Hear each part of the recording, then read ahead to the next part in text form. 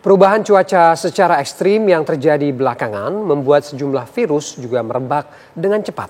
Masyarakat pun diimbau untuk menjaga pola hidup sehat pemirsa tentunya agar tak rentan terkena virus. Lantaran banyak warga yang mengeluhkan batuk dan flu yang tak kunjung membaik di mana gejalanya ternyata mirip dengan COVID-19. Perubahan cuaca yang terjadi secara ekstrim belakangan berpengaruh pada lingkungan sekitar, termasuk cepat merebaknya virus. Apalagi bila kondisi tubuh yang kurang fit kian memperbesar potensi terserang penyakit. Seperti yang terjadi belakangan, banyak masyarakat yang terkena virus dengan gejala batuk, flu, radang tenggorokan hingga demam yang mirip gejala saat pandemi COVID-19. Nah, virus itu bisa mungkin influenza, bisa juga COVID bahkan yang kita sudah lupakan, tapi ternyata juga ada terjadi peningkatan kasus ya.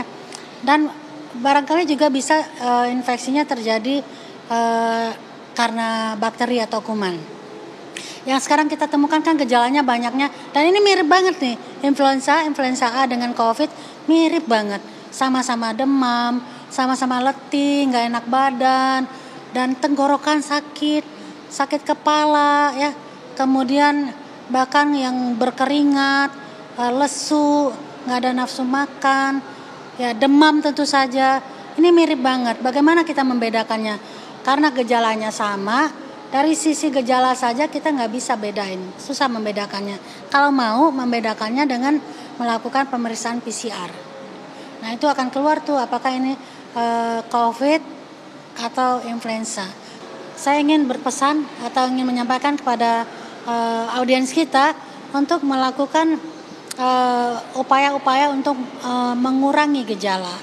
Yang pertama tentu saja karena demam, sakit kepala, nyeri tenggorok, silakan Anda minum paracetamol.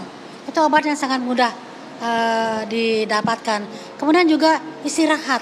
Jadi kalau jelas Anda mempunyai gejala-gejala seperti itu, istirahat aja, karena virus itu adalah penyakit yang self-limiting disease. Artinya apa? Akan sembuh dengan sendirinya kalau Anda orang-orang yang sistem imunnya lumayan oke.